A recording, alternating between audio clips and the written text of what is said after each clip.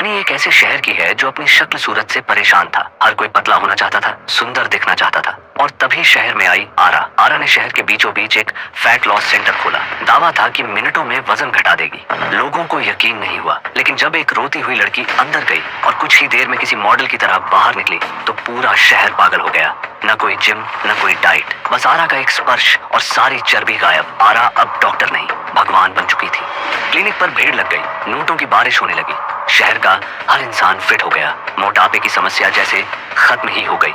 लेकिन कुछ ही दिनों में आरा का क्लिनिक खाली पड़ गया, क्योंकि सारे मोटापे से परेशान लोग पतले हो गए थे। कामयाबी के साथ आरा के चेहरे पर एक अजीब सी बेचैनी आने लगी।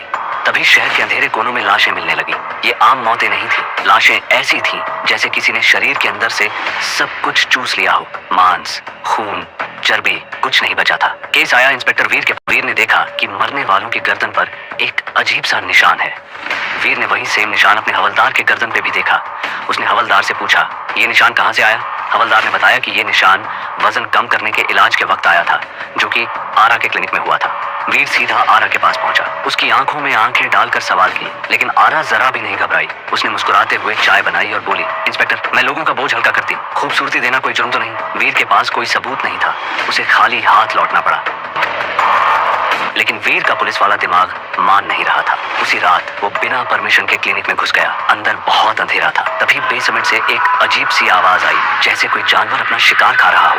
वीर ने दरवाजे की दरार से जो देखा, उससे उसके पैरों तले जमीन खिसक गई। वहां कोई मशीन नहीं थी। आरा के मुंह से एक लंबी पाइप निकल रही थी, जो कि मोटे आदमी के ऊपर चिपकी हुई थी। वो वजन कम नहीं कर रही थी, वो उसे पी रही थी। वीर समझ गया कि ये औरत नहीं, राक्षस है। वो भागने के लिए पीछे हटा, लेकिन गलती से एक ट्रे गिर गई। सन्नाटा छा गया। वीर पलटा और आरा उसके एकदम सामने खड़ी थी। उसकी आंखों में अब इंसानियत नहीं, सिर्फ भूख थी। उसने वीर के कान के पास आकर धीरे से कहा, शहर में अब कोई बचा नहीं है वीर, और मुझे बहुत जोर की भूख लगी है। अंधेरा हुआ और फिर सिर्फ वीर की चीख सुनाई दी।